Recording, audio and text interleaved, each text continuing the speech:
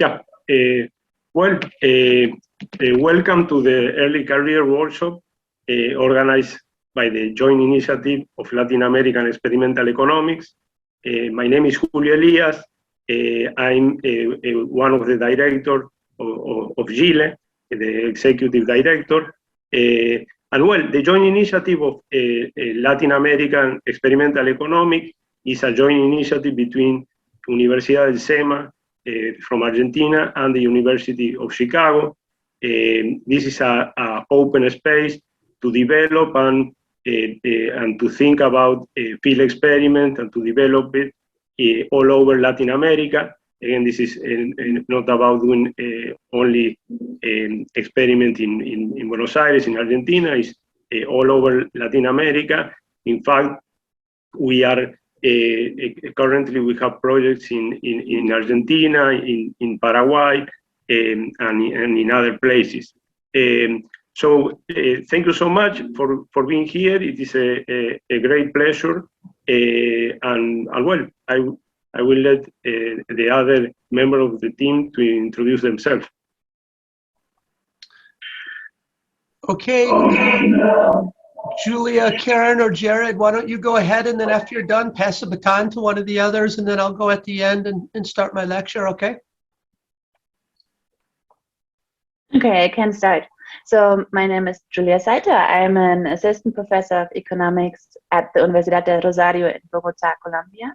I joined the Joint Initiative for Latin American Experimental Economics in 2019, so a while ago. I work mostly in development economics with the intersection of behavioral economics, and I'm really excited to spend this day with all of you. Karen, do you want to go next? Thanks. Yeah, I can go. So I'm Karen Yee. I'm an assistant professor of economics at Queen's University in Ontario. I also joined the initiative at the same time as Julia, and I've been part of the director's team as an assistant director since 2020. So I work on behavioral economics, experimental economics, and education. Jared? I'm Jared Garz. I'm an assistant professor of applied economics at the University of Florida. Been with the initiative since 2020. And recently started as the director of partnerships.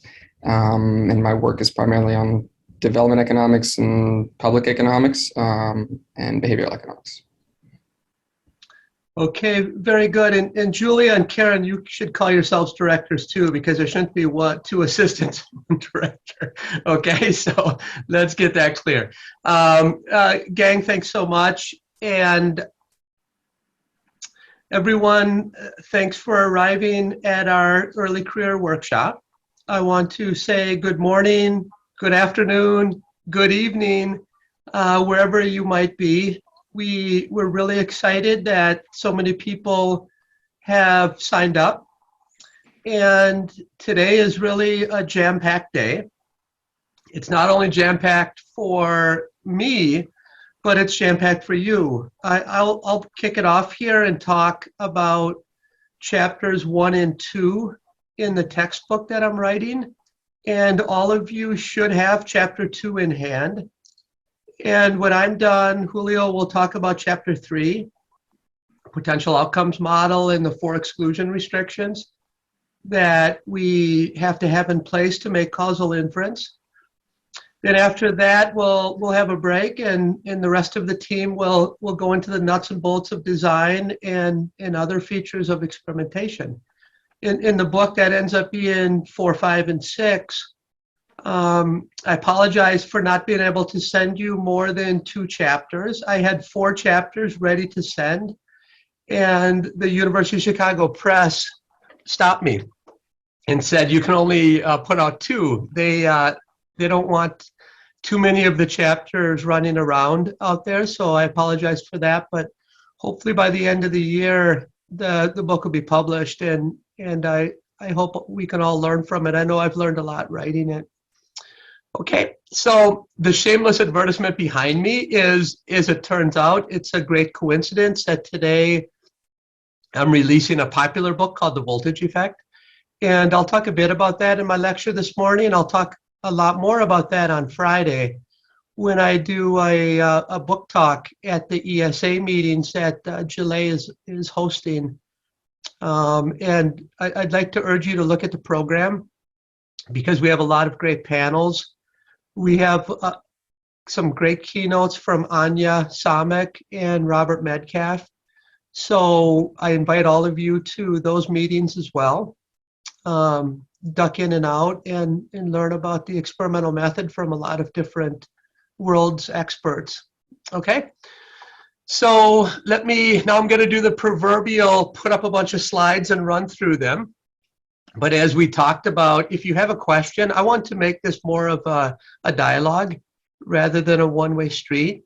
So if you have a question, make sure you raise your hand, and I'll try to save some time at the end for any questions as well before we move into Julio's time. Okay, so let me share my screen. And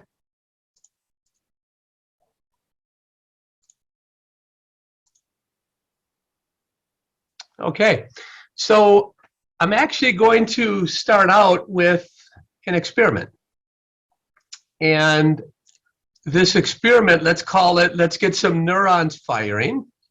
In a moment, I will give you a QR code. And in that QR code will be a little survey. And the first line will say, we'll ask for your email. Second line will say, what is your guess for this game?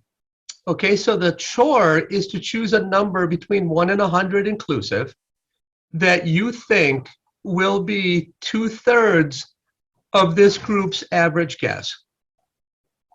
Now, as an experimental economist, I understand that we need incentives. So the winner of this game today, I will send, regardless of where you are in the world, I'll pay postage. I will sign a copy of the voltage effect, and I will put in any inscription that you want. Beyond something that will cost me tenure here at the University of Chicago. So I can't do anything too crazy. Things like, you're my favorite economist in the world, that's fine, okay? Now, as a teacher, we also know that we like to give extra credit. So the extra credit problem today is on that same form, include a second number that you believe is the equilibrium to this game, okay? So here's a QR code. Let's give this a go. Wouldn't this be a crazy bad way to start off the early career workshop, something that doesn't work, but let's give it a go.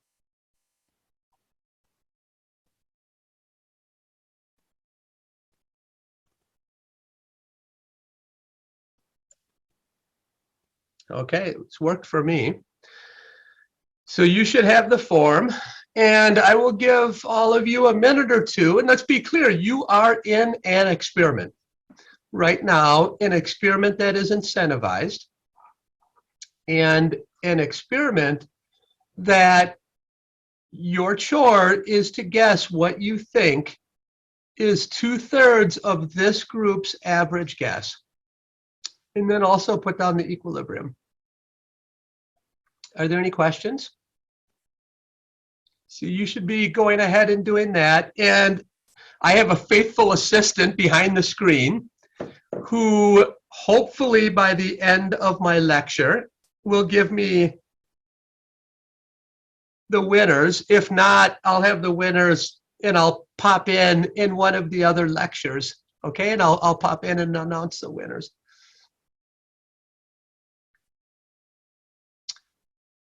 Julio, Julia, Karen, and Jared, are you giving it a go? If you get the equilibrium wrong, it could be grounds for termination.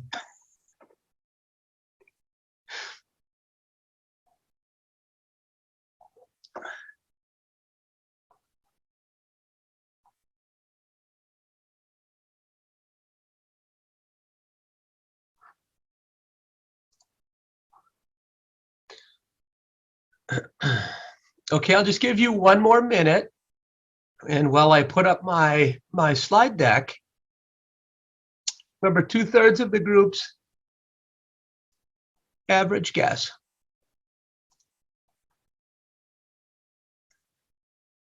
Okay, all right, let me get started. Like I mentioned, I'll lecture probably for about 40 minutes, and then I'll take any questions that you have. And please pop those in the box. I see that there's one question right now. Well, thank you for the workshop. You're welcome. Very nice. Okay, so the book is set up to start out, and it introduces the experimental method by presenting a mind's eye, and I think you saw this in chapters 2 and 3 that I sent to all of you. But a useful way to think about the inference problem is through the potential outcomes framework. Now, as experimentalists, I think we have 2 major chores that we can take on, or we should take on. And these are what I call experimental problems. So experimental problem number 1 is measuring the causal impact of treatments in determining relevant mediators and moderators. So you can think about this as determining the effects of causes. That's the first part of the sentence. And then the second part is determining the causes of effects. Okay? Now, the beauty behind the experimental method is that it not only allows you to measure something, and you saw in chapter 2, I go over a lot of different approaches to measuring something, like natural experiments, IV, structural, etc. Each of those approaches has a set of assumptions that you need in place for identification. We also have assumptions, and I go through those for exclusion restrictions in chapter 3, and Julio will talk about those. Once those are in place, we also can measure. But the true beauty of the experimental method is you can go beyond measurement and determine the whys in a relationship. Why do people discriminate? Mounds and mounds of data can tell you that people discriminate. A well-designed field experiment or lab experiment can teach you why people discriminate. Okay? That's the true beauty of the experimental method. It allows you some unique measurement, but it also allows you to determine mediation paths, moderators, and also, of course, you can do causal moderation. So that's EP1. Now, that maps into internal validity, which we're going to talk a lot about in this workshop, but it also maps into, in part, external validity. Or how can you generalize your result from one setting to another? Okay, so that's where experimental problem 2 comes in. Predicting whether the causal impacts of treatments implemented in one environment transfer to other environments, be them spatially differentiated. And here what I'm talking about is horizontal scaling. When you hear people saying your result doesn't have external validity, really what people are saying is it's not horizontally scalable. So you found it in a lab at University of Chicago, but does it apply to other labs or other walks of life? You're basically saying, does it generalize spatially to other markets? But there's also part of experimental problem 2 about vertical scaling. And what that is, of course, is scaling within the same input market, and whether your results under new types of situations like upward sloping supply curves or what have you, does your results still hold in that kind of environment? Now, that thinking altogether, it starts with understanding preferences, beliefs, and constraints, but then it evolves to using economics to help understand where that causal impact can be transferred to or generalized to. Okay? That's experimental problem 2, and that maps into what we commonly call external validity. Now, the potential outcomes model that you will learn about today and that you read about in chapter 3 has been primarily used for internal validity. And that's in the early chapters how I use it. However, through the lens of the potential outcomes framework, you can also learn crisp insights about external validity. Okay, in the textbook, that happens around chapters 12, 13, and 14, where I embed the potential outcomes framework in a model where you not only care about internal validity, but you also care about external validity. And then that leads to some, let's say, new chores for the experimentalist to backward induct from what it's going to look like at scale or in a different setting and bring that back to the original research design. Okay, so that's how this idea of EP1 and EP2 fit together. Okay, so let's step back now. As you saw from chapters 2 and 3, I think learning can be very spatial in the sense that I like to give a mental image of what the chapter is about. And that's what I call the mind's eye. And from there, I hope people will read the chapter and then go back to the mind's eye and say, oh, that's how this all fits together. And the psych of ed literature, there's a fair amount of evidence that there are a lot of learners who can, pedagogically, that's the correct approach for them. Okay, so that's the idea behind the mind's eye. Now, let's step back and say, okay, what exactly is the causal inference problem? So I want you to think about the problem as a missing data problem, okay? Because that's inherently what we're trying to solve, is the missing data problem.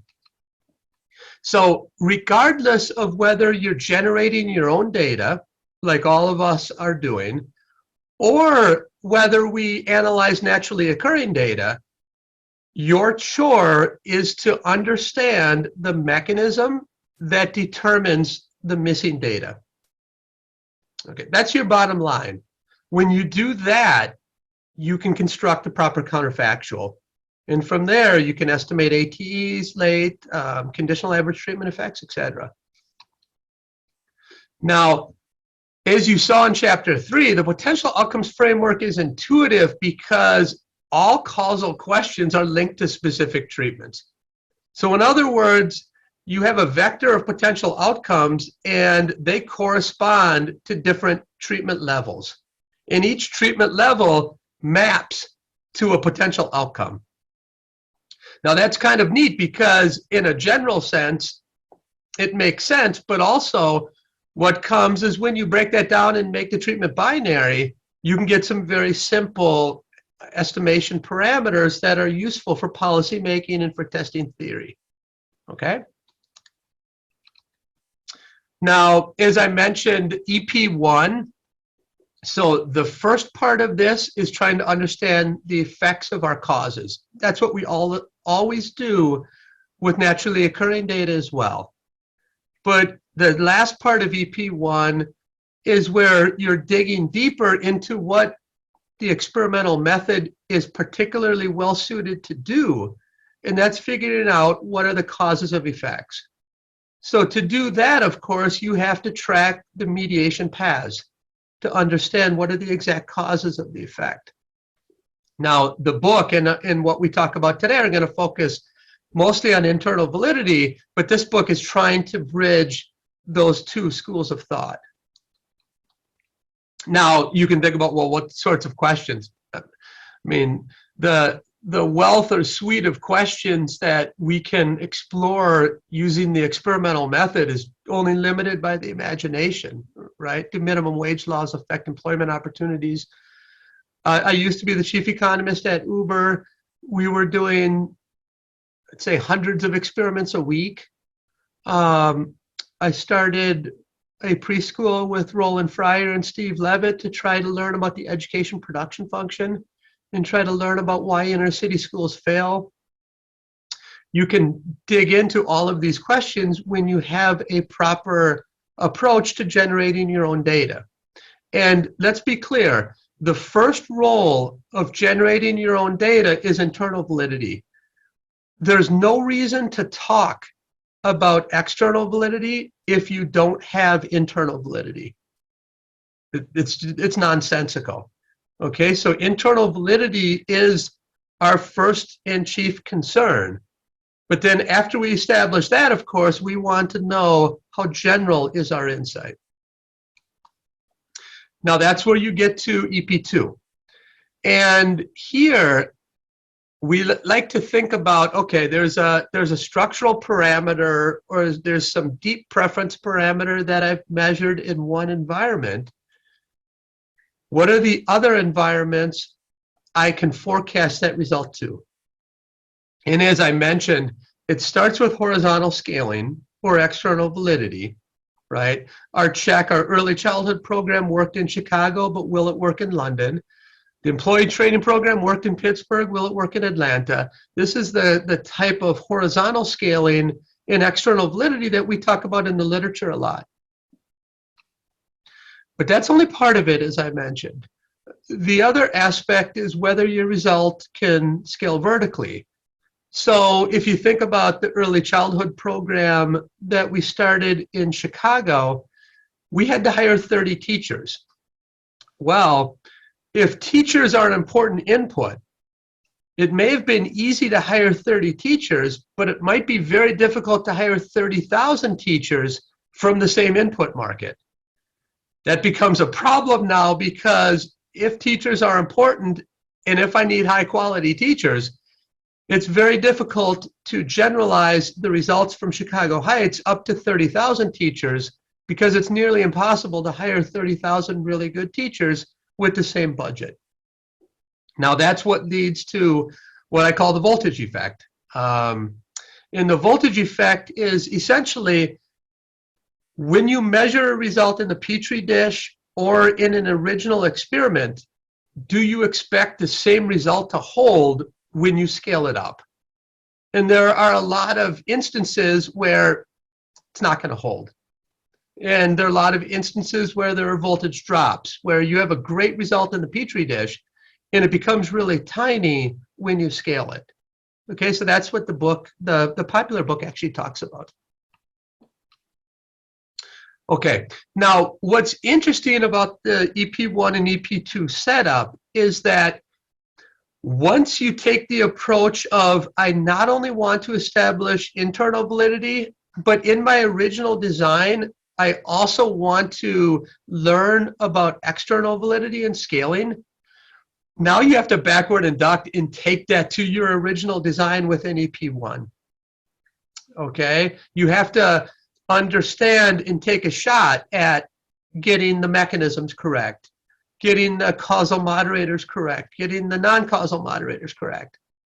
Okay, and with a glimpse of where I want to go, it ends up changing your experimental approach a lot from the traditional approach of, let's give theory its best chance, or let's do an efficacy test. It ends up being a very different approach if you have in mind something that's bigger than internal validity in and of itself, okay? Now, there's a third kind of knowledge creation that we tend not to take on, and I certainly don't take on in the book, and that's trying to predict the causal impacts of treatments never historically experienced. Okay, this is the stuff of Frank Knight, right?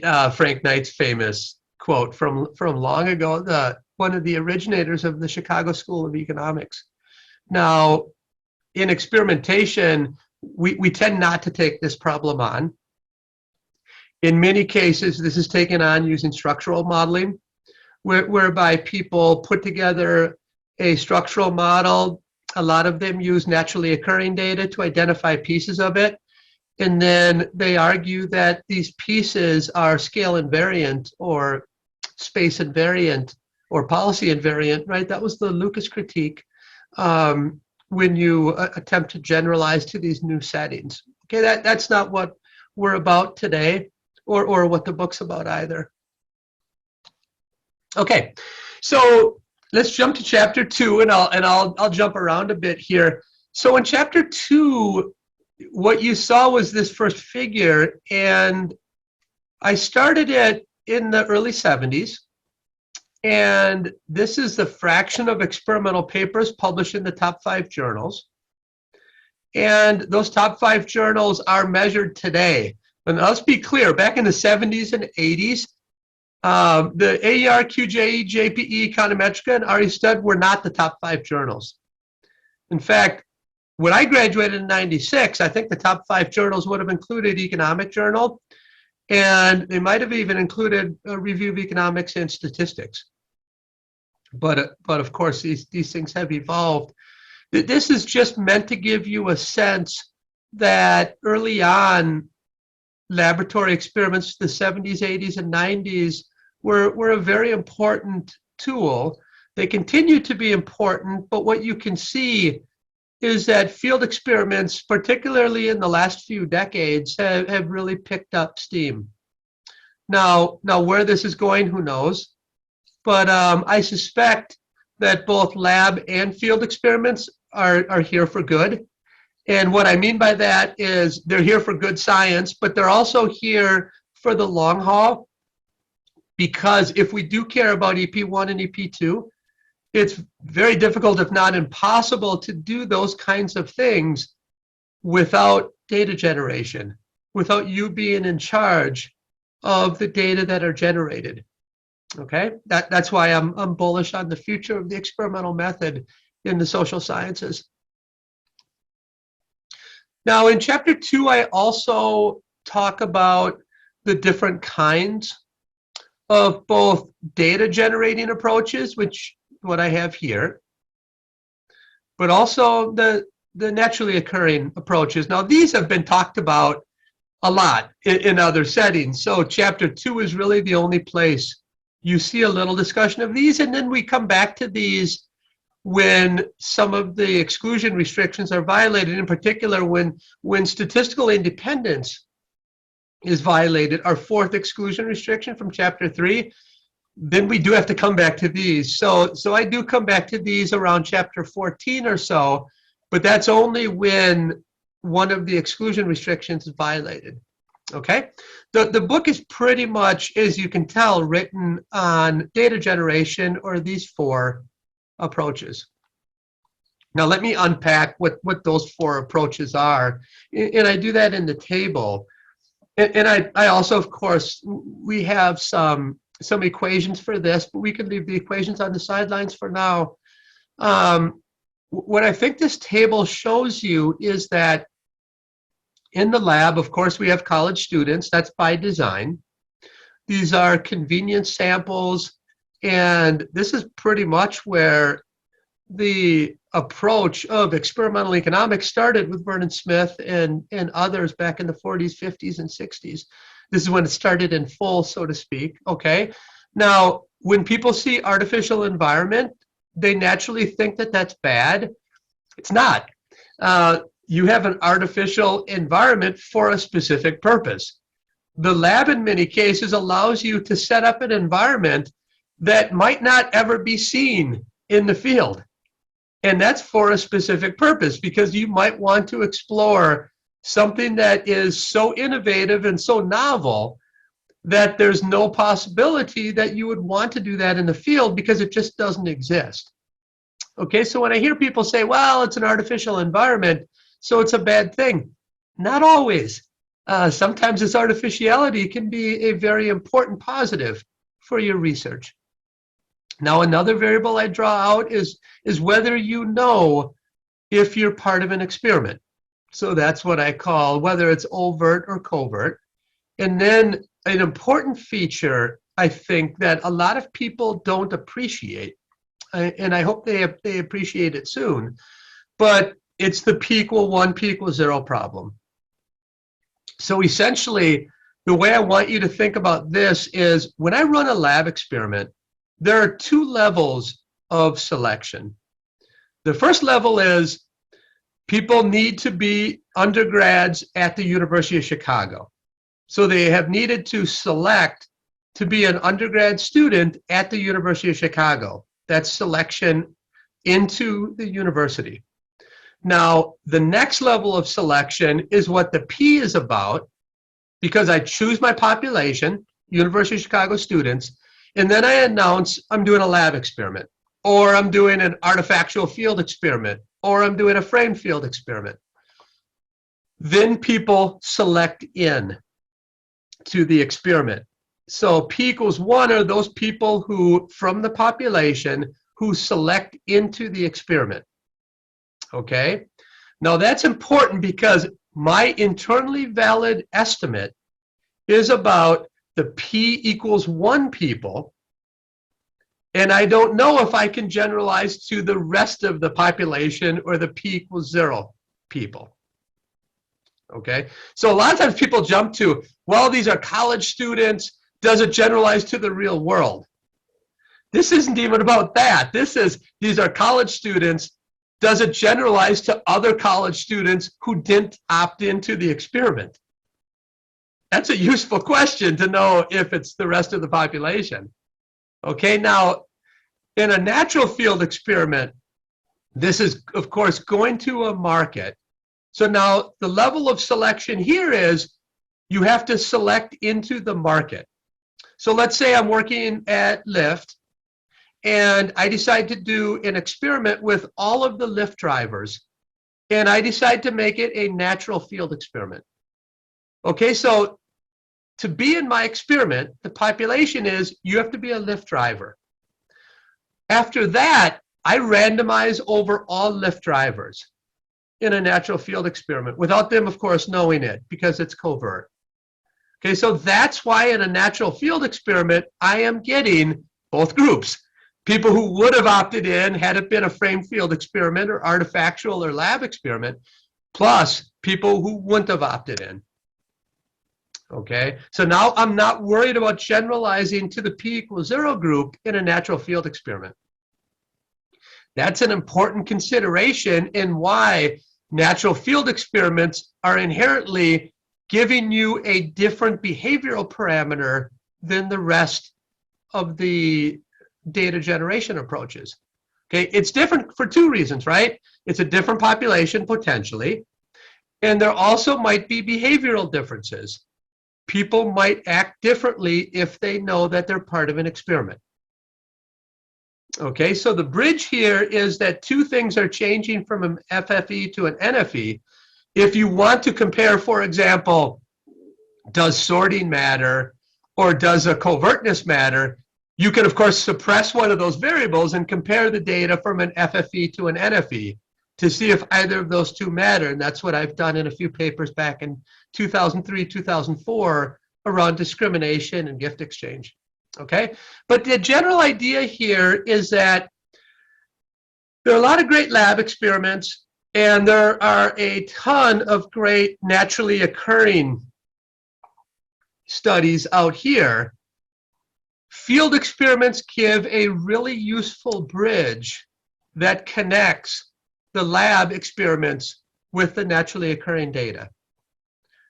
And this gives you the connection along, as you can see, you're changing, here you're changing the subject pool when you go from lab to AFE. When you go from AFE to FFE, you're putting naturalness in the environment.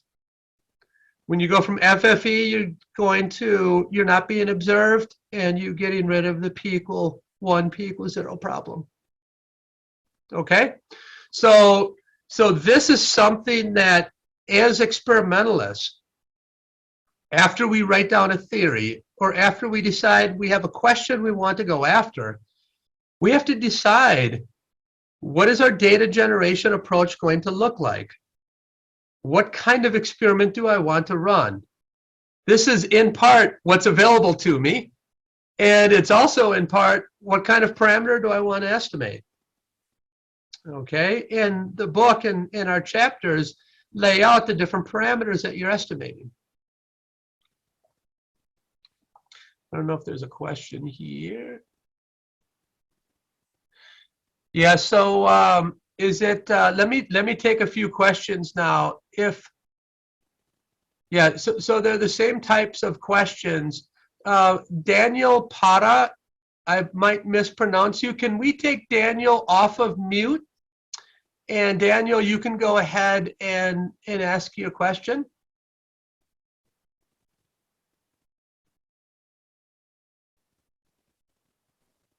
Oh, can you hear me?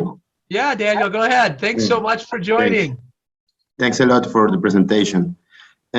So my question is, in which classification will you put online experiments? So in platforms such as Prolific or MTurk, it's just another type of lab experiments, or it's more like an artifactual field experiment? It could be any one of these, right? It might be a lab experiment, depending on how you set it up. It could be an artifactual frame experiment. It could be a natural field experiment, or it could be a frame field experiment. I can give you examples of each where, remember, online, people go there to do a specific task. So it's possible that you can do a natural field experiment on MTurk, for example, or on ODesk.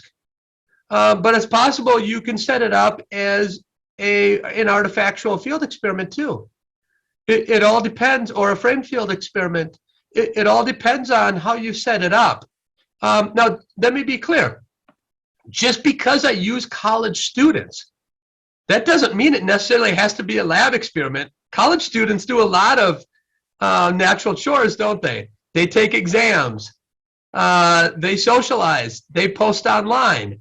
So I could overlay randomization on a group of students without them knowing it. They take rideshare, and I can give them different prices, and I can estimate the price elasticity of demand for college students in a natural field experiment.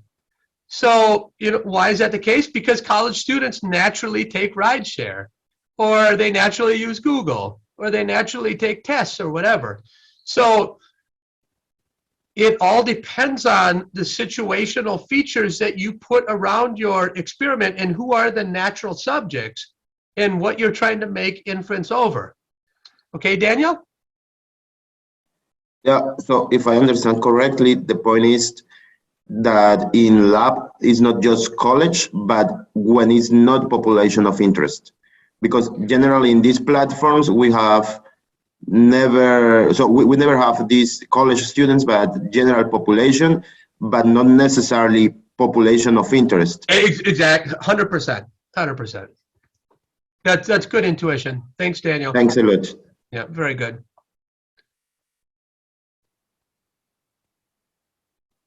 Okay, so Maria, did you get chapter 2? Can we unmute Maria?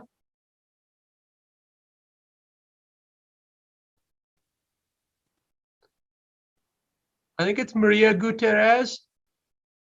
Yes. Can you hear me?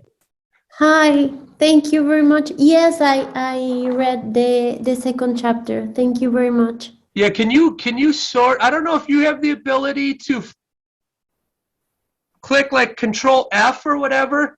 I want you to find lab in the field experiments in that chapter, and I think you will get a feeling for what I think about them. Okay.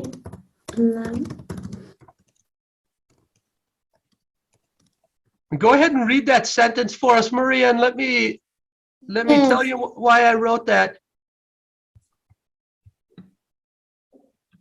Yes, I have it in the page 27. Yeah, can you read that sentence for me, Maria? Yes, the following section will provide a discussion of the 4 types of economic experiments, addressing their strengths and weaknesses, and providing useful examples from the existing literature. Before moving to that discussion, I would be remiss not to mention that within some quarters of the social science, another label has arisen that largely serves to confuse lab in the field experiments. Can you read? Is there another sentence about it? This name seems principally to be a marketing gimmick created after the architecture of Exhibit 2.2 was introduced. It is confusing in the sense that it combines artifactual field experiments and frame field experiments in a way that does not permit the reader to understand the relevant parameter estimated from the empirical exercise. An artifactual field experiment is clearly distinct from a frame field experiment as seen in the Exhibit 2.5, and the empirical evidence shows that in many cases estimates across these experimental types differ too. For perfectly predictable reasons, see the choice and consequence box on Validity and the winner's course below. All right, that was wonderful. Whoever wrote that passage, I agree with that person. So that's what I think, Maria. It's largely a marketing gimmick that is not descriptive at all. I get it. It's a really cool label. And I wish I would have used that label for artifactual field experiments. But the manner in which it's used is largely confusing. I don't get it. It's confusing because of that passage. Does that make sense, Maria? Yes, thank you very much. Thanks for your question. Thanks for sitting in today. Okay, let me, I'm so glad that question came up. And I saw Julia, Karen, and Jared laughing because I think they knew what was coming next. But at least I let people know how I feel, if nothing else. You might not agree with me, but at least you're understanding what I'm saying. Okay, so let me talk a little bit about the book's game plan, and then I'll take some general questions from all of you. So you're getting a good sense of the first 3 chapters. Now, in chapter 2, I don't need to lay out this machinery. You're getting the sense of the problem here is that we're trying to estimate the missing counterfactual. Okay, you know why? Because it's one person, and if you put the one person in treatment and observe their outcome, there's no possible way that you can simultaneously put them in control and observe their outcome. Okay, that's a counterfactual problem. And that's what randomization with large enough numbers puts some people in treatment and some people in control, and that's how you're estimating 2 marginal distributions. Okay, now this is a between design, so what I just said is important. We estimate 2 marginal distributions. So from that, we can only get an average treatment effect. We can't get the entire treatment distribution. Okay, if you want the entire joint distribution, you can do a within subject design. And I talk about within subject designs, it's around chapter 7 or 8. But here, if you're doing a within subject design, and when I say within subject, I mean you put John in treatment, then John in control. And you put another group in control, then treatment. And you look at how their outcome changes across those 2 settings. When you do that, you need 2 more assumptions to be internally valid. Okay, one important one is causal transience. So, but we'll keep that on the sidelines. But when you do a within design, you end up being able to estimate the entire distribution of treatment effects. And that ends up being very powerful. Okay, we tend not to do that. We tend to do between designs. But I think in some cases within designs have been discarded too early, especially those cases where we want to know other aspects of the distribution rather than the average treatment effect. Okay. Now, this is what I just went through. When we run an experiment, of course, we're getting a population average treatment effect. Now, remember, I'm using population loosely because it's the p=1 group. So it might not even be the entire population of people unless you have a natural field experiment. Now, we know naturally occurring data, natural experiments are simply looking at the difference in differences. Okay, you have 2 groups. One group is getting treatment, so you look at their before and after difference and compare it to the control group's before and after difference. That's simply your estimate in a difference in difference model. Okay, now there are some important identification assumptions, right? No time varying unit specific shocks to the outcome that's correlated with treatment. Okay, and the selection into treatment has to be independent of temporary individual specific effects. Those are strong, in many cases, very, very strong assumptions that you're making. Okay, if that doesn't hold, you're not recovering a causal effect. Now, of course, we have some people using PSM. And PSM, in my mind, is essentially trying to make non-experimental data look like it's experimental data. And you're making a conditional independence assumption. What I mean by that is conditional on the x's. This outcome, of course, is orthogonal. So conditional independence is you've taken care of selection after you've conditioned on the x's. It's a pretty strong assumption as well. Rosenbaum and Rubin have great work in this area. And I think they're really pioneers in the PSM approach. Now, IV. We've all read the IV literature, and the IV, of course, you have a very important exclusion restriction there, is that the variable that's excluded in the outcome equation, but related treatment status, has no direct association with the outcome. Okay, now, in many cases, the IV approach is difficult because you're making somewhat implausible assumptions. The way I want you to think about lab and field experiments is that randomization is your IV. So if you have statistical independence, now you're satisfied. Okay, you're satisfied because due to randomization, you know that the orthogonality condition is met. And that's the beauty behind the experimental approach. Now, I also talk a little bit about RD. And in RD, we know, of course, there's some specific cutoff right before and right after. We compare your outcomes. You're making an assumption, of course, about what's happening around that cutoff. Some studies have power issues. We'll talk about power of experiments in a little bit. You also have other factors that might change around that cutoff. If those factors are changing and are linked to potential outcomes, now you're not recovering in a causal estimate. Okay, structural modeling, of course, this is another very important approach in economics. Here, I've done my fair amount of structural modeling as well. You typically have a pretty heavy mix of identification restrictions. Now, where I've used structure lately is to have a model and then identify pieces of it using a field experiment. And then I take that to do some policy analysis and do some counterfactual construction. I think that's going to be a really useful feature of the experimental method.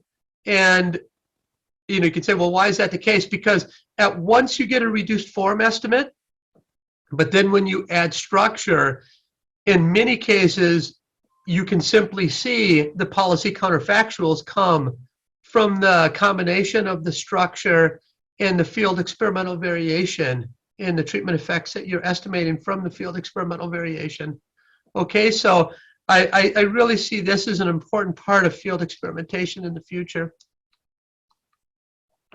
Now, in section 2 of the book, which you're going to get a sense of later on, we talk about optimal design, talk about power, talk about what randomization technique. Do you want Bernoulli? Do you want stratified? What's kind of interesting is when Fisher originally proposed his tripod, which was randomization, replication, and block design, when you look across quarters in the social sciences, this tripod is very rarely used altogether.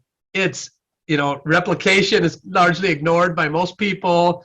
Randomization is used in a lot of cases, but blocking's not. And Fisher would literally turn over in his grave if he saw the number of experiments where you should be blocking. And what I'm talking about blocking is, if you want to test for heterogeneity across men and women, you want to stratify or block on men or women to maximize your power. We tend not to do that as often as we should. Now, in development economics, that's done a lot more often. So I think in development economics, it's blocking and randomization are two very important pieces that have been focused on, and I think in correct ways. When I say in space correct ways, not incorrect ways, okay? So I think that's a model for all of us on those two dimensions. Now, section 3 goes over nuts and bolts of how we should be examining data. You talk about the treatment effect statistical testing, and that your inference starts from your actual design, and it's design-based inference. It also talks about heterogeneity. I oftentimes see people talking about heterogeneous effects as if they're causal. That's wrong. The only time you can simply talk about causality is when you're doing, let's say, causal moderation, or when you're experimentally varying the X yourself. If that's given to you, like in gender and race, then it's very inappropriate, of course, because you don't know if it's that variable or something that's correlated with that variable. So it's a moderator and not a causal moderator in that case. Okay, so this section talks about these features. One of my pet peeves, and a lot of you know I've written about this, is MHT. When we do experimentation, we choose an alpha and we choose a beta. The alpha controls the false positive rate. The beta controls the power of your design. When we choose an alpha of 0.05, we're putting it on faith that there's a 5% false positive rate. But when you add in p-hacking, multiple hypothesis testing, publication bias, you end up getting an alpha that's probably 0.4. And that's what gets us in trouble with the replication crisis and the credibility crisis. Because when we say we're controlling the false positive rate at 0.05, and we're really not, this is a serious problem, of course, for false positives and making inference. Okay, so I've written on MHT and introducing a simple family-wise correction approach. And if any of you want that Stata or MATLAB code, I can send that to you. It's a paper that's written with Yang Zhu and Azim Sheikh. And the original paper was simply looking unconditionally and correcting using the family-wise approach. We have a new paper where you can do the corrections within a regression framework as well. And that's written with Adam V and Azim. Okay, so I can give you code for both of those. Now the next one goes into generalizability, and I've talked a little bit about this. This includes a framework and adding science to both external validity and the narrower concept scaling. Okay. Now here, I sort of have a strong view about this. I think by and large, external validity has been overplayed in the journals. I'm an editor of various journals, and 90% of the papers that are getting rejected by the referees, people are complaining about external validity. And you just have to understand that all empirical results are externally valid to some setting, and no empirical result will be externally valid to all settings. Remember, we're building scientific knowledge, and we're building it brick by brick, and you don't need to have a general result because there won't be one. This isn't the hard sciences. We're dealing with humans, okay? Now then, it goes into, of course, other applications, but I'm going to end here because my time is nearly up. And I'm going to check and see if I can announce the winners. If I can't, like I said, I will be back. As you can imagine, I probably have 75 emails here that I have to sort through. Okay, he has not sent me the results just yet. But I would say within a few hours, I'll be back to let all of you know. I'm going to ask one of my faithful companions, what was the equilibrium to that game?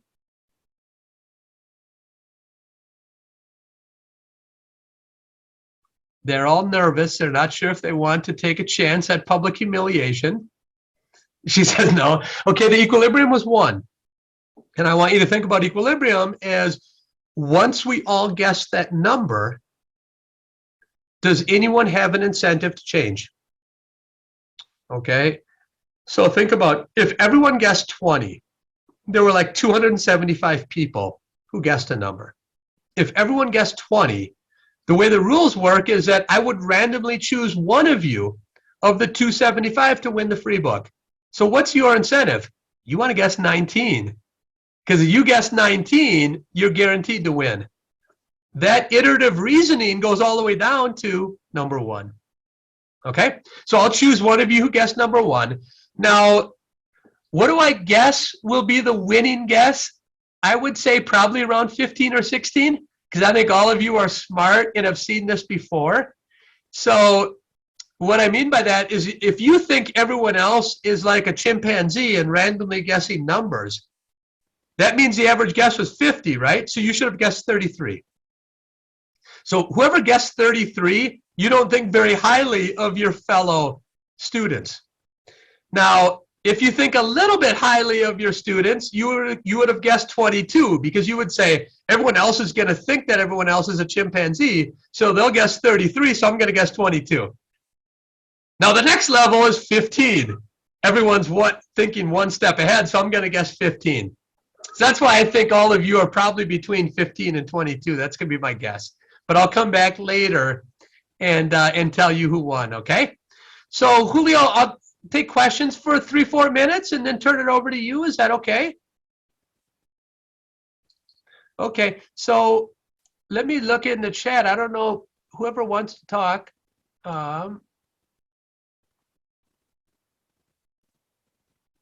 It doesn't, wait, oh, I should go to the Q&A.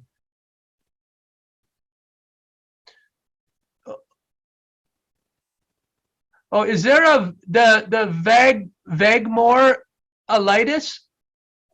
I'm sure I'm mispronouncing it. That's the first one that came up. Can we unmute Vagmore Elitos? And you can ask us a question about, I've seen papers with experiments lab to, go ahead. Yeah, do you listen to me? Yeah, can you tell me your name so that I know you? Yeah. I'm a Greek guy, so it's Vangelis Mourelatos. Oh, beautiful name, beautiful name. Yeah. But Giannis Antetokounmpo, one of my favorite basketball players, another Greek guy. Yeah. But I am now on the University of Oulu. I'm in the Lapland now. The Lapland, the beautiful lights in September to December, right? I want to come up and visit you so I can see the northern lights. Yeah. We had yesterday the northern lights, but we have also -22. So, you know. So, yeah, the incentives are very hard to come here, someone. I mean, we will see, yeah. So my question was, in general, I'm doing online experiments, but I have seen many lab experiments that they also replicate the findings, the setting, also in Amazon, in order to give some level of external validity. So is that a right procedure? And my second question is, if we begin with an online experiment, do we give some kind of external validity if we do also that in, let's say, on the field? Yeah. No, that's a great question. Super question. So in some of my own work, I've gone from the lab to artifactual to framed to natural field experiments. So if you look at the 2004 paper in QJE called The Nature and Extent of Discrimination. I do that to explore, first of all, does behavior change across that empirical spectrum? And then why does behavior change in the realm of discrimination? I also wrote a paper in 2006 in the Journal of Political Economy that is along the lines of, it's titled The Behavioralist Meets the Market. So back then, what I was working on was gift exchange. So again, I did lab, artifactual, frame, natural field experiments, and I found dramatic behavioral changes in the region of framed to natural field experiments, in that knowing that you're part of an experiment made people act like they had many more social preferences than they actually had. So I agree with you 100% that going across the empirical spectrum is a very important approach to learn about the external validity of our results. And I like what you're talking about, lab to something, or artifactual to framed, or framed to natural. We also have an auction paper with Andreas Lange and Mike Price where we had some naturally occurring data, and you had to make extraordinary assumptions to say something causal from the naturally occurring auction data. But then we ran a lab experiment to see if that insight by itself could lead to the causal impact that we were observing in the field data, and it was. So there we used the lab to verify the causal inference that we were trying to make with field data. And that's published in a journal called, I think, International Journal of Industrial Organization. And it's with Andreas Lang and Mike Price, where the lab was a nice check about the causal inference. So I like where you're going with that. And I think that that is the future, is to think about data generation across the empirical spectrum. So you support the idea of going from field to lab and online, I mean, to doing all this route, because many junior researchers like me, we are a bit skeptical on that, and we are fearing a little bit the editor and the referee opinion on that. Look, yeah, I'm very bullish on that, because if you think about inference, I think about drawing data from each of those empirical approaches in my empirical spectrum in chapter 2, and you can be much more confident in your causal inference if you're finding similar results across that spectrum. Now, when you find different results, it's useful to talk about why they're different and what's changed. That, again, augments scientific knowledge. So I don't think I've met a sane referee or editor that would say, I don't want more information across different environments. I can learn more that way. Does that make sense? Yep, thank you so much. Okay. I should Julio, I don't want to take your time, so I should shut it down there. No, you have important stuff to get to, and it's rude of me to take your time. So I'm going to turn it off. I want to thank everyone. And I'll be back. I'll try to check in. I have 7 talks I have to give today on the book. So I'll be back. But good luck today, and I'll see you all soon. Thank you so much, John. Take care. Okay, so I will share the screen.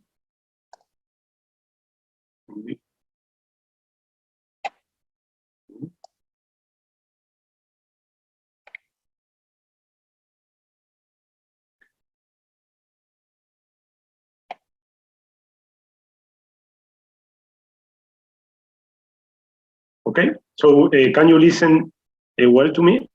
Yes? Okay, so well, John, again, it was a great presentation, and I'm very thankful about that. I would like to thank you so much for being here today, and I hope this will be a productive journey for all of us. The title of the chapter that I will be talking about and discussing with you is internal validity in experiments.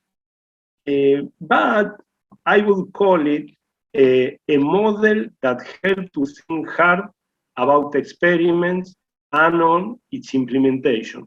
Again, I think that it is really very useful, and if you are thinking in a project or working in a project currently, I think that is great to try to see how your whether your project comply with the assumptions that are discussed and all the discussion of the chapter.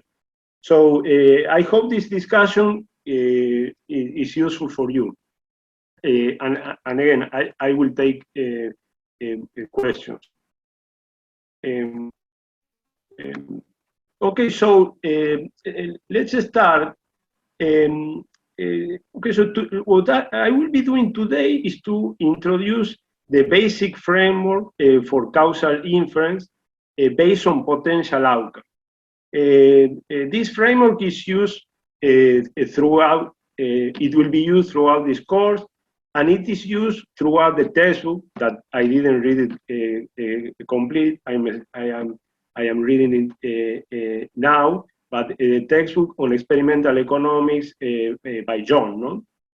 That hopefully will be coming soon. So what I will do is I will share with you my thoughts about the chapter, And the main question or problem is how each potential outcome is linked to the experimental treatments. Because each person or unit cannot be simultaneously observed in more than one treatment. That is, there is a problem of missing data. You never observe the path not taken. Because of this, there is a key role for the mechanism that determines which data are missing. In particular, we will focus on randomized experiments in the laboratory and the field. Economists have long work on approaches that seek to separate cause and effect in natural occurring data. For example, through instrumental variables, that it was basically when I was studying economics, that was all around, you know.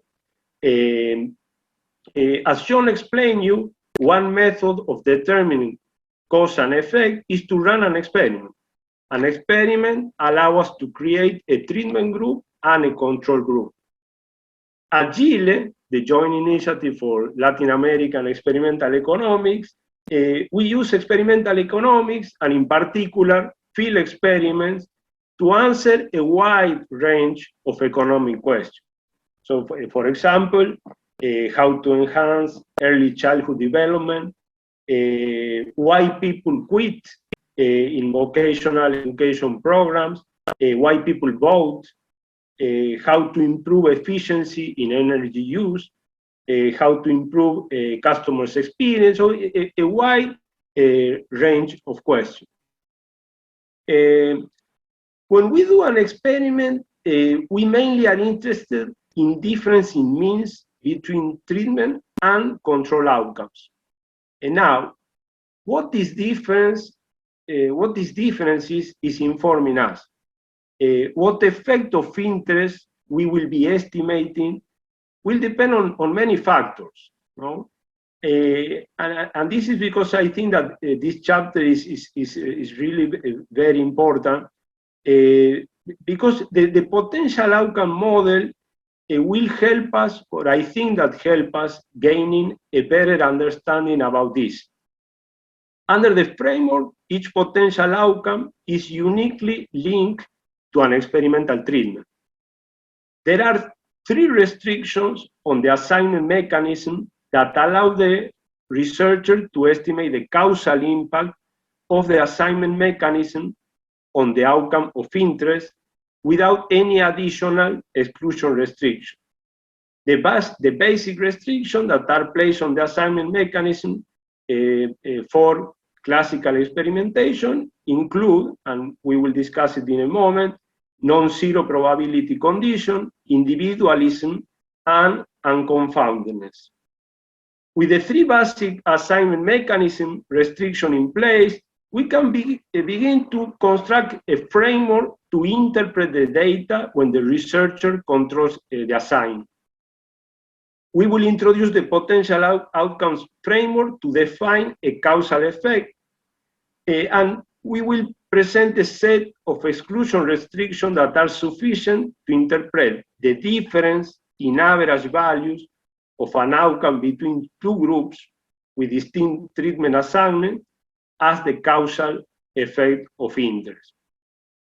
The first assumption is the stable unit treatment value assumption, SUTVA, sometimes called the no interference assumption. This assumption incorporates, we will see, 2 distinct assumptions. The first is that any unit's potential outcomes do not vary with the treatments assigned to or undertaken by other units. The second part of this assumption is that there is no variation in the form of the treatment that leads to different potential outcomes. Assumption 2, observability, requires that all participants in the study remain in the study. And for each, we observe their outcome. Treatment assignment, actual treatment, and the unit characteristic. And the complete compliance assumption assumes that the assignment mechanism coincides with the actual treatment. For example, some units assigned to the treatment group may end up not taking the treatment, and this could be a problem. And in fact, it's a problem that that we have in a recent mailing experiment. And the last and fourth assumption is a statistical independence. Statistical independence means that the assignment mechanism governing the treatment is independent of potential outcome. So to be able to have a causal claim, well, it critically depends on how well we can construct the missing counterfactual. Okay. So the 80s and the 90s, or during the 80s and the 90s especially, I witnessed a credibility revolution in economics, where special attention was given to the identification of causal effects. For example, the instrumental variable, the IB approach, attempts to find natural experiments to provide a useful assignment that may allow to identify a causal effect. It attempts to find some variable that affects the outcome only through inducing variation in the treatment. It is important to note that outside of randomized experiment, the assignment mechanism is rarely fully known to the researcher, because the complexity of human behavior can make it very difficult to find a good instrument. Okay, so one can express a causal statement in a potential outcome frame. Now, in this framework, a unit's action or treatment affect their potential outcomes. The fundamental challenge to establishing a causal relationship between an action and an outcome is that each unit either undertakes the action or does not. Since we never observe the counterfactual outcome, estimating causal effects requires multiple units, some of which are treated and others who are not. The credibility of a causal claim critically depends on, again, how well we construct this missing counterfactual. And this, we will see that will require a series of exclusion restrictions. Okay? Now, to make things more concrete, John Elías, he uses now for the version that I read and that I prepared.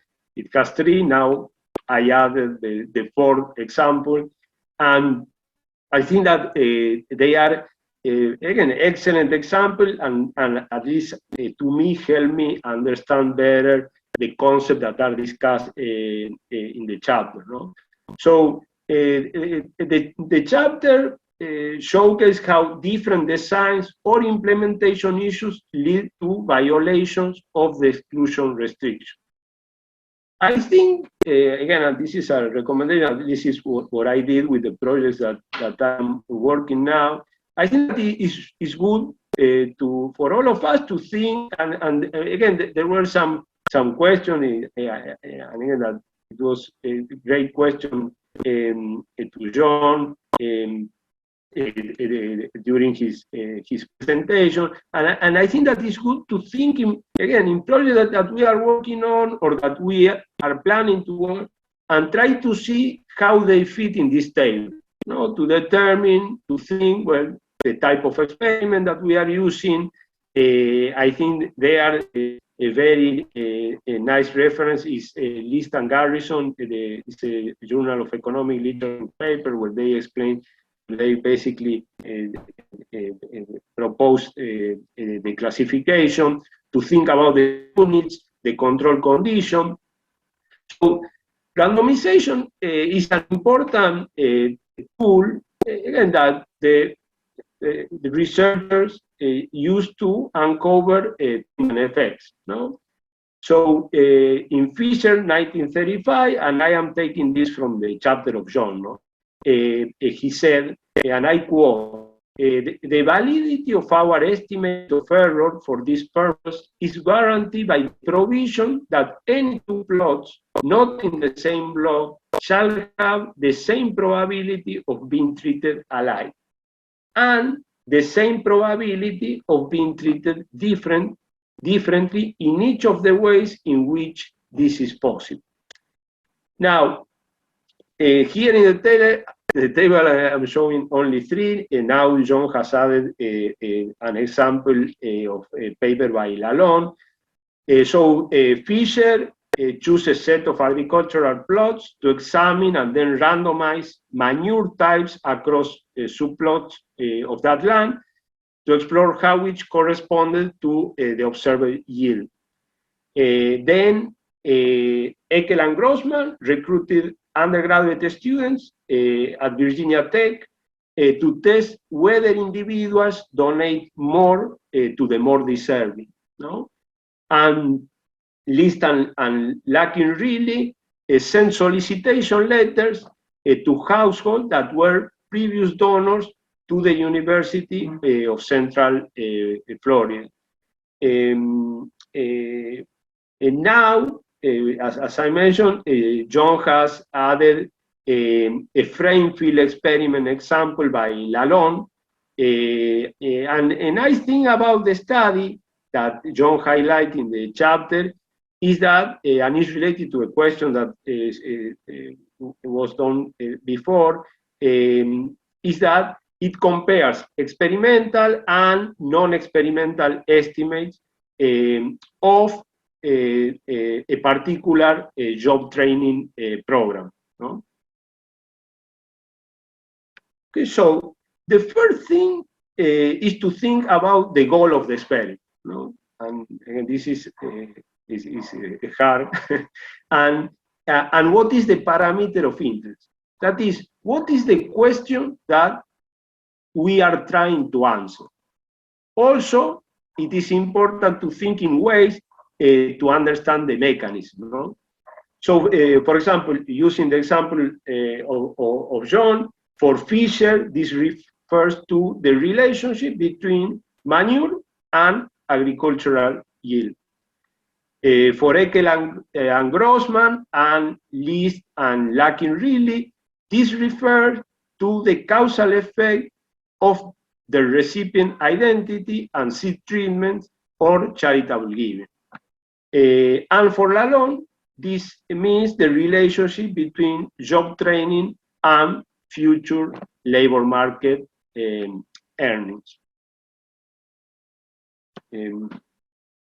Okay, so let's start with the assignment mechanism. No? So the assignment mechanism is the process that determines the unit-specific treatment status, and therefore determines which data are missing and which are observable.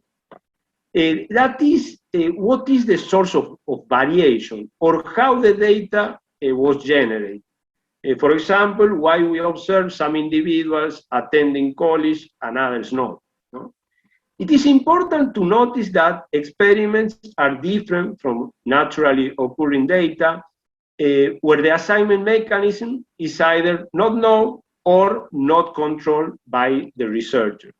For example, in List and Larkin really, to measure the causal relationship between seed money and charitable giving, all households receive an identical letter, with the only difference that some households receive a letter that mentioned seed money and some did not. Thus, for those who receive a letter that mentions seed money, they know how much they gave, yet they do not know how much they would have given had they not received the seed money information. And again, and I will repeat this, that is, you never observe the path not taken. This is the missing data problem. Okay. So the following restrictions on the assignment mechanism allows to estimate the causal impact of the assignment mechanism on the outcome of interest. First, every person or unit has a non-zero probability of each treatment value. Assignment of each unit to treatment is independent of the outcome and assignments of other person or units, and also independent of the potential outcome. When we do not have control of the assignment mechanism, we must rely on observational data to answer the research, the question. No? With observational data, well, it is assumed that some components are random, as good as random, and is trying to understand the source of variation. That is why this X takes different, or the dependent variable takes a different value, which it is very likely not to be the case. Okay, so with these three restrictions in place, we or on in the book start to develop a framework to interpret the data when the researcher controls the assignment. So we present a set of exclusion restrictions that are sufficient to interpret the difference in average values of an outcome between two groups with distinct treatment assignments as a causal effect. We will also discuss what problems arise when the exclusion restrictions do not hold, and what can still be learned from the data. And as John mentioned, we discussed with detail in other chapters of the book. No? So a unit can be a plot of land, an individual, a firm, a collection of individuals, and yi is the observed outcome of a unit I. Notice, I think this is very important, and John mentioned that. Notice that there is a no-time subscript because the same unit observed in different time periods is assumed to be different or separate units. This assumption is relaxed when the book turns to discussing within unit experimental design. And I think that is chapter 9. So a definition of a treatment requires that we take a stand on how the treatment interact or not across units. And then we will see that, again, this is like very, again, it introduces a very hard complication to the experiment. So we begin with a very general definition of treatment as a vector recording the treatment of each unit in the population. Okay, so the unit-specific treatment is denoted by DI, and the realization is a small cap D. Okay. However, the treatment assignments to all other units may also be relevant because they may interact with the unit-specific treatment. For example, if there are some sort of peer effects. And for now, we will allow for that possibility. D minus I, no, the vector D minus I, record the treatments of units other than I, but such that the order matters and each element is tied to the treatment of a particular unit. No? So the treatment program can take many different forms, like an intervention, an inducement. The key is that until now, we allow the distribution of treatment across units to matter to each individual unit. So we define the potential outcome as the random variable y of d, and it corresponds to what the outcome would be if the realized state was d. If we could observe the unit's outcome in different states of the world, we would be finished. So simply difference the outcome associated with various with different realizations of D. But again, we never observe the path taken after the treatment D occurred. We only observe at most one potential outcome. So now we focus on a more restricted definition of treatment, and we will introduce the first key assumption. That is a stable unit treatment value assumption, or SUTVA. So the SUTVA is sometimes called the no interference assumption. So incorporates two distinct assumptions. No? So the first is that any unit's potential outcomes do not vary with the treatment assigned to or undertaken by any other unit. Okay, so notice there that the treatment assignment to all other units is included in the vector D, no? And D in italic is a scalar, no? That correspond to the treatment applied to unit I. The second part of this assumption is that there is no variation in the form or version of the treatment that leads to different potential outcomes. So the SUTVA has the following implication in the examples included in the book. No? So Fisher, no, for Fisher, controlling potential leaching between contiguous plots is necessary, since assignment of adjacent plots must be orthogonal to yield outcomes. No? Least and lacking really, well, they can model a household treatment status and not concern themselves with the treatment status of every household in the sample. That is, the decision to donate of one person does not depend on the letters or treatments received by other persons. For Eckel and Grossman, and this refers to the second assumption, if there are multiple proctors and they vary in quality, no, proctors for the experiment, and they vary in quality in a way that affects potential outcome, then the experiment runs the problem or the risk of having two potential treatment dimensions, the recipient and the proctor. No? So that is, the proctor is also part of the treatment.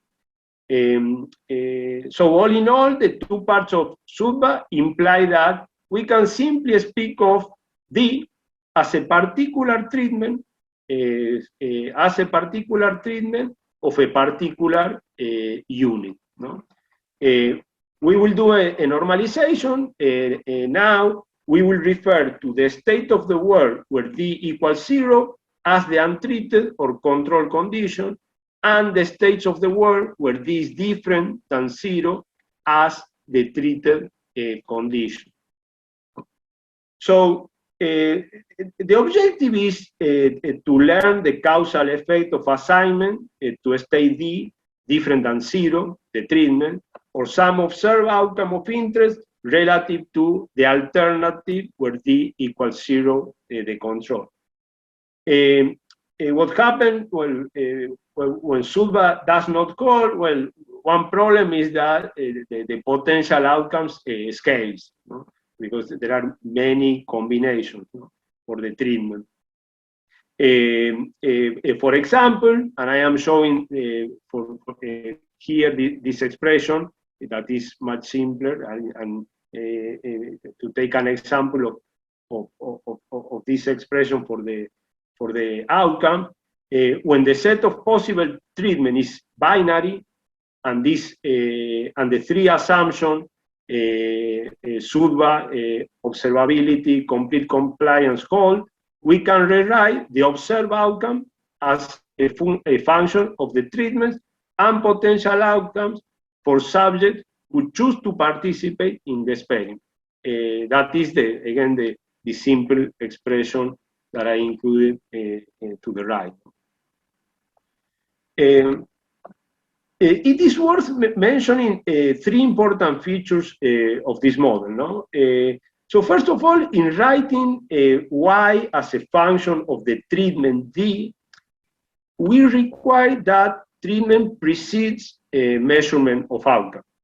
So in least and lacking really, donations are made after the solicitation is received. The researcher must be able to clearly define the action that would have made the alternative potential outcome the realized potential outcome. No? So, for example, in Eckel and Grossman's case, instead of having the option to give to the Red Cross, subject could give to an anonymous person. A causal effect is the comparison of outcomes for the same unit in the same moment, but with different treatment. And this is the fundamental problem of causal inference. Okay. Now, since we only observe Y for the realized, so that is YI, for the realized or assigned D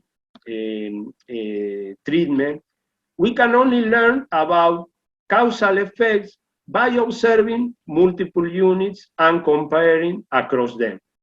If we take, again, the realized, the outcome of other unit, Yj of 0, that would be the outcome of a unit who, in the absence of treatment, would have had the same potential outcome as the unit who received treatment. In reality, we cannot observe this counterfactual, and this is the central task is, again, to find reasonable approximations to the relevant counterfactual potential outcome. And I think that is always important in any situation, whether once in any problem, whether you plan to do an experiment or not. I think that usually when we think about the problem or we are thinking about the project, it's good to try to think how can we generate or how can we get a counterfactual, no? So in this case, to do so requires a series of exclusion restrictions. SUDVA is the first, and now we will see what other exclusion restriction provide a particular comparison of means as an internally valid approach to recover the causal effect.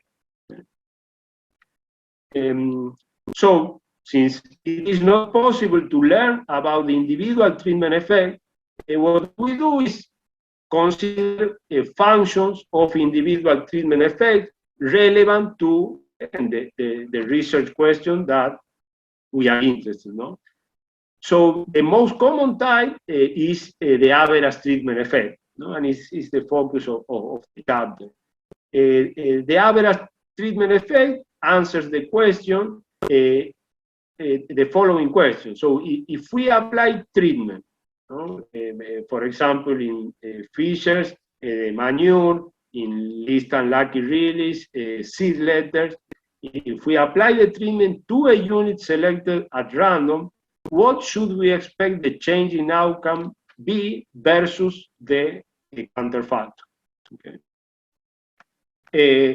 So the set of possible treatment is binary, that is 0, 1. The average treatment effect of received treatment 1 rather than 0 is given by the following expression. Okay. So, as an example, this table shows the result from a hypothetical experiment involving 6 units. So in this case, units 5 and 6 were randomized into the control group, and units 1, 3, and 4 were randomized into the treatment group. And notice that we only observe one outcome for each unit, so we cannot calculate the individual treatment effect. However, because treatments were allocated randomly, the treatment units are a random sample of all units. Therefore, for all levels of the treatment received, the expected potential outcomes for those who receive treatment are the same as the average potential outcome for those who are allocated to the control group. So then we can estimate the average treatment effect, you can see below, by taking the difference between the means of both groups, the treated and the control. The following table presents some parameters of interest and provide their interpretation. For example, we may also be interested in the average outcome, which answers the question of what the average level of Y would be if everyone took action D. The average treatment effect on the treated answer the question of what would happen to the treatment group because they took up the treatment.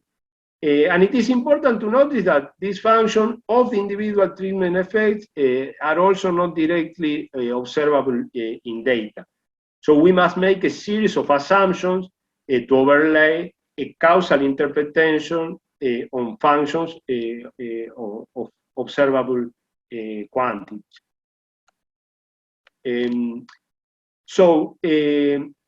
C, okay, so the assignment mechanism is that allocates treatment to a particular unit. No? So when this treatment assignment corresponds to the actually undertaken treatment, well, we say that that they are equals. No? In our example, this means, so for Fisher, the actual fertilizer allocated to each plot is applied correctly and appropriately. Eckel and Grossman, for them, it means that the correct instructions were read and understood by subjects in least and lacking really solicitation letters. It means that solicitation letters were delivered to the correct house, and very important, the letters were actually opened, read, and understood. For Lalonde, the example that John just added, this means that those assigned to the training program took it up, and those not assigned did not receive it. And again, this is not trivial. For example, in the recent mailing experiment that I was mentioning, that I'm doing, that we are doing to understand why people vote, we don't know whether the person, first of all, we don't know whether the person received the letter. It was much more costly to send the letters in that way. whether they open it, whether they read it. Okay, so again, this is not trivial. Okay, so now what we will do is we add new variables, and the objective is of adding this variable is to put more structure to the problem. It's again, I think that this is again is very important to think about the experiment, and again what we are doing is putting more structure, no? So in what we are going is to add this variable to take into account some factors and circumstances that could affect the experiment.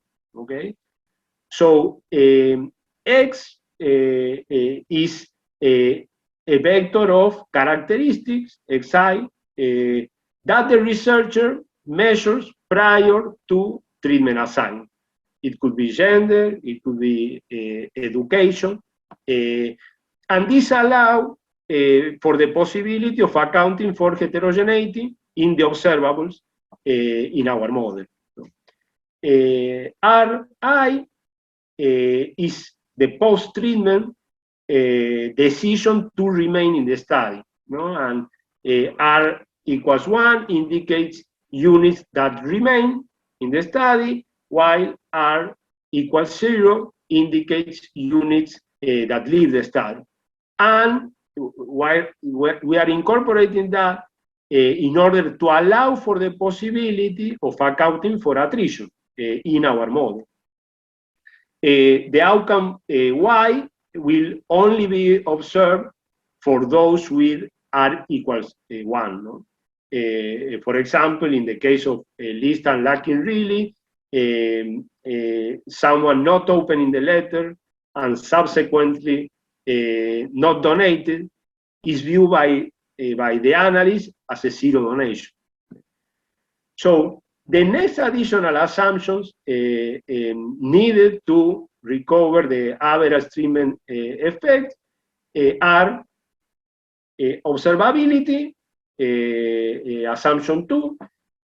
That is, this assumption requires that all participants originally in the study remain in the study, and for each that we observe their outcome, treatment assignment, actual treatment, and their characteristics. In what follow, we will assume that that the probability of R equals 1 is equals 1. Okay, so we will impose that assumption. That is, we assume that we observe all units in our sample.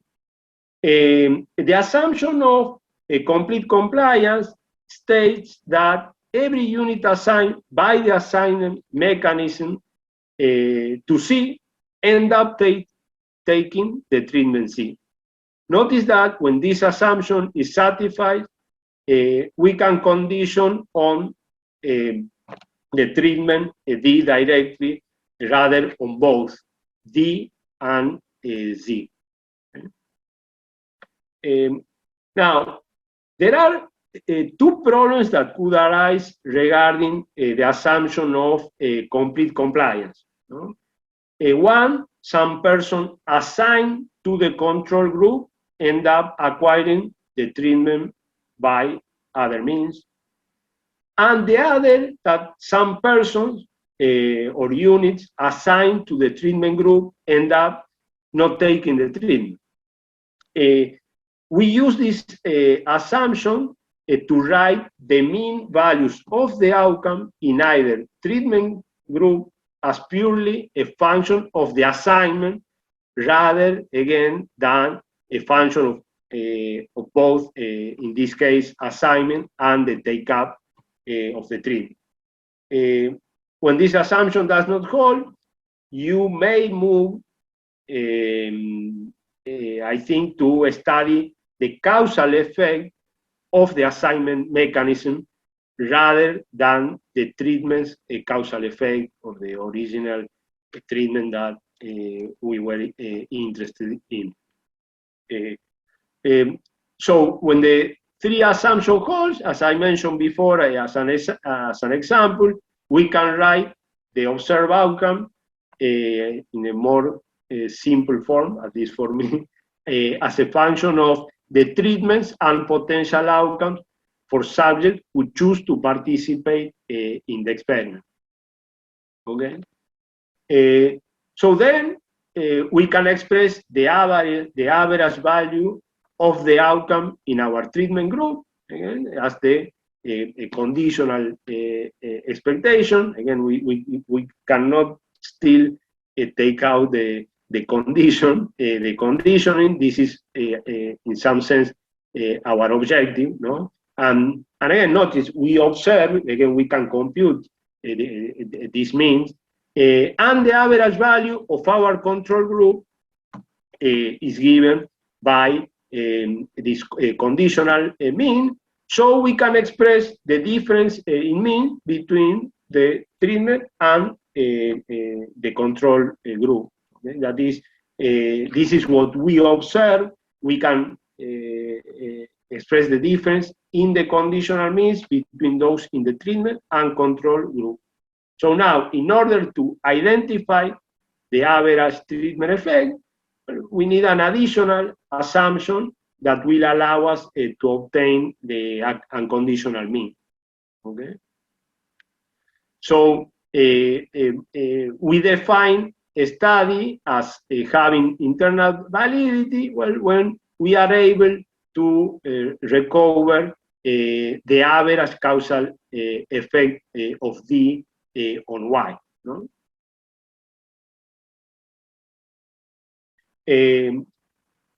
So generally, if we look at this difference, the difference in outcomes between the treated and controlled groups does not recover the average causal effect. What we are observing is the sum of two terms. So the selection bias term show difference in untreated outcomes of those who took the treatment and the control group. Since the choice to undertake treatment may result, again, from an optimization or decision problem, there is usually no reason to assume that units would have the same outcomes absent treatment. So, for example, and this is an example discussed in the book, the Head Start is a US government program that provides safe and healthy learning experience for underprivileged children. Some studies using observational data report that outcomes of participants in the program are better than those not in the program. However, it is important to notice that parents who want more education for their child may be more likely to sign up for Head Start, leading to a positive selection bias. This is the typical problem that has been deeply studied of the ability bias in estimating the return to education. And in the chapter, in fact, you can look at the example of a selection into college. So with assumption 1 to 3 that we already discussed, a sufficient conditions for the difference in means that we observe between the treatment and control group to be an internal valid estimate of the average treatment effect is a statistical independence. Statistical independence means that the assignment mechanism governing the treatment is independent of potential outcomes, and a random assignment give us that. No? So according to Stephen Stiller, he's a great statistician from the University of Chicago, in his book on the 7 pillars of statistical wisdom, One of the pillars of statistical wisdom is experimental design. And to illustrate the importance of randomization, Stigler used an example from the comic book Master of Kung Fu. In one scene, the master selects a musical album at random. And he said, and I quote, "I've selected one from many by chance. It is refreshing to be free of bias." So I think that is a very nice example. So under assumption 1 to 4, we are able to recover the average treatment effect. Random assignment to treatment automatically implies statistical independence as required by assumption 4, and hence, and what it's doing is solving the selection bias issue that we often confront in observational studies. So in the examples, Fisher randomized plots of land into manure types.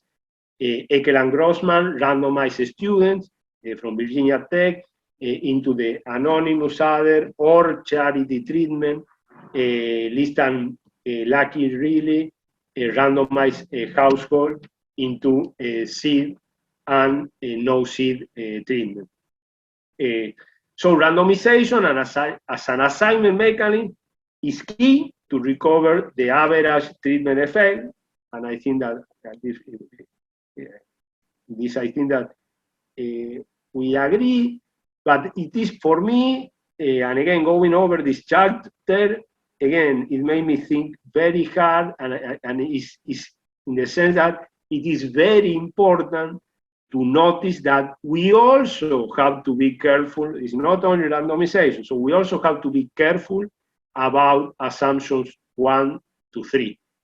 For example, we should ask ourselves whether the subjects of the experimental treatment interact between each other in a way that violate SUDVA, assumption 1, also whether there is attrition. No?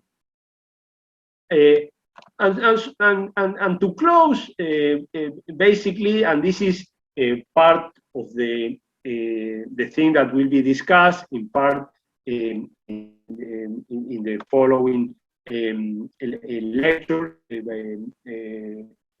and these are discussed in separate chapters of the book. So while random assignment allows researchers to uncover a causal effect, it does not follow that it allows researchers to uncover the, and I put it in green, causal effect of interest.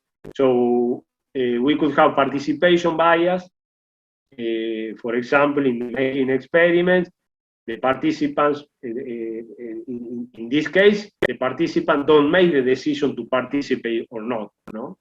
But in the lab experiment, the students were recruited and they made the decision to participate or not.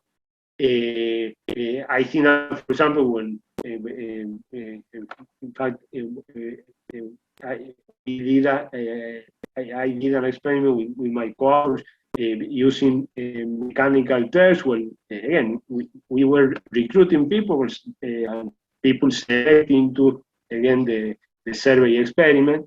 In the particular case of Eckel, for example, when the most charity-motivated students are more likely to participate in the experiment, well, the average treatment effect of those who participate is likely to be higher than the average treatment effect. In addition to the average treatment effect, like John mentioned and explaining, we are also likely to be interested in understanding how the treatment effects vary across units according to certain characteristics observable. So heterogeneity, well, in the treatment effect across outcomes or types of units, can also help to identify the mechanism driving the causal relationship. And I think because of that, I think that it is very interesting and important.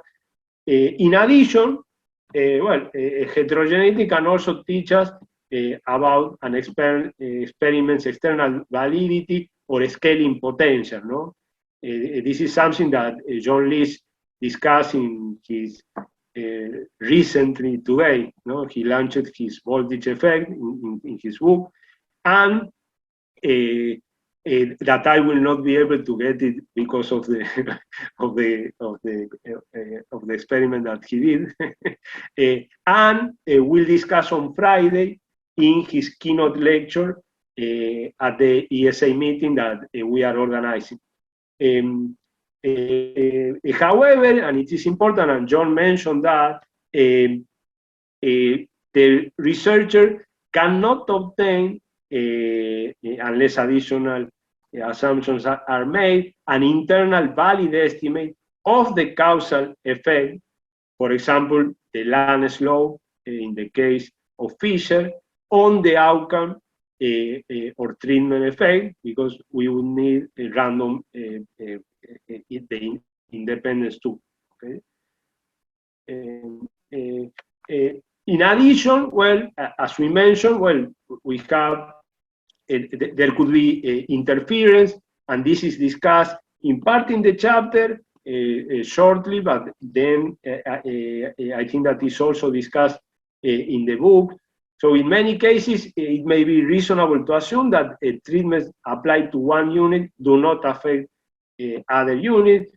However, the no interference assumption may not hold due to peer effects, externalities, or spillovers.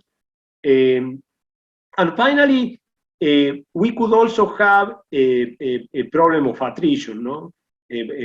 For example, in longitudinal studies, while randomizing ensure the independence of potential outcomes in the initial treatment and control group, selection bias is reintroduced through some unit's decision to leave the sample selectively. That is, for example, you could have in the second wave of your experiment, I don't know, 2-3 months later, you may have that not all subjects decide to participate again in the experiment. And then the internal validity of the experiment will depend on the nature of the attrition. And again, all these issues are discussed in separate chapters on the book, and some of them will be discussed today. And for me, one important thing is again, this discussion, and I think that the model makes clear what randomization does and does not resolve. And as we were talking with John in the beginning, before starting the workshop, again, if there is a problem with estimation, again, it is good to know and understand it, and again, in order to discuss it, and in order to have a better interpretation, a more accurate interpretation of what we are actually estimating. And again, it's a really, I think, and this is because I started with the word tough, it's a really tough job, and I think that this chapter helps us in achieving that. So, to conclude, and I think that I'm just good in time, the potential outcome framework is useful to think about and to express a causal statement. The credibility of a causal claim critically depends on how well we can construct this the missing counterfactor. And there are three main advantages that the experiment have over the studies using naturally occurring variation. So the researcher has complete information about the assignment mechanism the experimenter can nearly complete information regarding the choice environment of the units in the experiment. And unlike many other science, social science seek to overlay narratives on top of the data. Robert Lucas used to say that we economists are storytellers. So to close, to conclude, I think that one important element that we as economists bring to the experimental approach is the idea that incentives matter. So it's important to understand the incentive of the subject of the experiment to interpret the results correctly. I am relatively new to experiments, and I am realizing, at least I think based on my short experience, that field experiment is more than a tool. It is a different approach to economics, that it is complementary with the economic approach. So working with field experiment is talking that I am learning and experiencing, is talking with organizations, visiting them, working in the field. And indeed, when we do that, what was your original idea or theory or question of the problem is likely to change for the best. It's likely to be enriched. This is what I think. So a new idea, new elements that did not seem important are likely to arise. So your understanding of the problem, I think, will improve. So with this, I will conclude. I don't know if there are questions. Julio, you have 3 questions in the Q&A box. Let me see.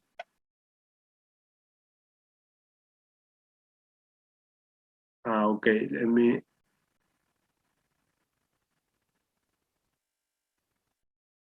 So the first one, okay, so if it is necessary to quantify the results in experimental economics, can we run experiment via qualitative method? Mathematization of result can be reductive sometimes. Okay, so I'm not sure again if I have the answer, but I will tell you again what I think that at least is something that I am doing in a recent experiment, is that we are doing, for example, text analysis. Okay, so we are doing text analysis because in the experiment we asked so to enrich the experiment, no? And I consider that qualitative, no?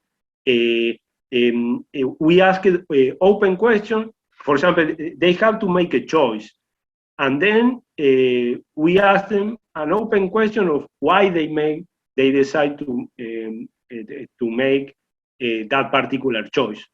So I think that this is one way to incorporate, I think, qualitative evidence to the problem, to the experiment. But again, I'm not so sure if I am answering correctly. If you want to talk, I will be Julio, happy. maybe, yeah. Julio, maybe I can take a shot. Yeah. Yeah. So I think the question. I'm not sure because I can't read it, but I think the question might be: are experiments capable of delivering a quantitative estimate, or should we simply be satisfied with a qualitative estimate? Is that the question? Yeah, it says, is Muge, I don't know if you would like to step up and talk. It says, can't we run experiment via qualitative method? Mathematization of result can be reductive sometimes. Yeah, so Yeah, well, let me answer a question that I think people should ask. Okay, yeah. So back in 2007, Steve Levitt and I wrote this paper in the Journal of Economic Perspectives that was titled, "What Can We Learn from Laboratory Experiments on Social Preferences in the Lab?" And the idea was, we argued that the features of the lab were, you're in a small setting, you're using somebody else's money, there's no selection, the norms are to give the money away in some sense, there's an experimenter demand effect. We said that the quantitative estimates in that particular environment might be difficult to generalize, but the lab could still give you a qualitative estimate. And I think experiments in every setting, when you talk about qualitative estimates, experiments are really good at giving you that. There are some settings that you need quantitative estimates though. Like think about demand curve. It's not enough to say the demand curve slopes downwards. That's a qualitative statement, but you need to know the situation, the shape and the location of the demand curve to say something about the price elasticity of demand, which is ultimately what you want. Now, in those settings, and there are nearly 90, maybe more % of experiments, you're trying to get something quantitative out of it. And that's where we have to understand the preferences, beliefs, and constraints in the situation, the experimental situation, and then preferences, beliefs, and constraints of the target settings that you're trying to generalize to. And that will help you determine which way you might want to adjust, if any way, your quantitative estimates. I think that's an important piece of experimentation, because when you look at the potential outcomes framework, it's set up to give you a quantitative estimate using data. John, this is a question that we'll check whether I am a good student or not. I didn't get the one, so I started bad. But the one in your expense. But okay, so this is a question. It says participation effects is referring to self-selection bias, and I will answer you have to tell me. Yes, I think again it's a form of bias. No, it is a form of bias. Again, the people is selecting into participating into the experiment, and that again, this is I think that this is a very important problem. And the other question, I don't know the answer, so John, I will ask you. I will ask you. Say, so in case where some student defect in a lab experiment, how does one can manage the compliance assumption? So I understood this was about compliance. What was the first part of the question in the lab experiment? Yeah, in the lab. So if some student defect in a lab experiment, how does one can manage? Yeah. So now look, lab experiments are really good on a lot of these dimensions. For example, attrition. Most lab experiments are an hour long, and you don't have to worry about attrition. So that's an important variable. Now, compliance, in the chapter, I talk about compliance, and I bring up Catherine's paper with Phil Eklund-Grossman about how, remember now, compliance is when you read the instructions, you not only read them similarly across sessions, but people understand them. That's compliance in that particular lab experiment. So there are a fair number of, let's say, steps that one wants to follow in your pilot, and checking to make sure that people are understanding your rules and understanding the institution that you're overlaying in the setting. You want to make sure you pilot those things and then do pilot questions to make sure people are understanding. That's the key for many experiments along the lines of compliance in the lab, because a lot of times you're presenting something that's totally foreign to people, and you want to make sure that there is complete compliance to the rules and instructions that you're putting out. Now, compliance for like my experiments at Lyft, let's say my pricing experiments, I give Julio one price and Karen another price. They're asking for a price quote and they're looking at the price. So compliance is natural, right? They asked for a price quote, they got one. So in some settings, compliance is natural. In other settings, you have to work a little bit. The lab artifactual field experiments are some of those settings because they're not natural. But they're not natural for other reasons, but on compliance, we have to then take great care. So I would say, make sure you do it in your pilot, make sure you're doing comprehension tests in your pilot that you can report in your study. Well, thank you so much, John. And well, thank you, everybody. I hope that, again, that this was useful. And well, we continue with the, we continue now, we have Jared. Yeah, John? We do, Julio, but I would also like to announce the winners. I do now have them. I hope people stuck around. It looks like we still have a good crowd, close to 200 people. So, okay, so the target was 21. And the winner of that was, I probably mispronounced the name, but Sefa Erkis. So Sefa, you'll be receiving an email and any inscription you want, and we'll send that to you, Sefa Erkis. There were a lot of people who got equilibrium. Julio, I'm going to have to take away your University of Chicago economics card. You are no longer a Chicago economist. But the winner of the equilibrium is Francisco Flores. So Francisco, congratulations. Francisco and Sefa, you will both be receiving free books. The rest of you buy a book for yourself, your cat, your dog, and all your relatives. Okay, I have to get back to, I have to go to Wharton now, give a Wharton talk, but I'll be checked back in. Julio, I was listening a little bit. Really nice job. Thanks for that presentation. You have chapter 3 dialed in. No, thank you so much. I'm still, you know, I really like, and again, like I said, I think that he's an excellent guy, you know, to think when you are thinking about an experiment. It made me good. Yeah, thank you so much. All right, Thank you, everybody, and we continue. Okay, see you later. Congratulations to Francisco. Yes.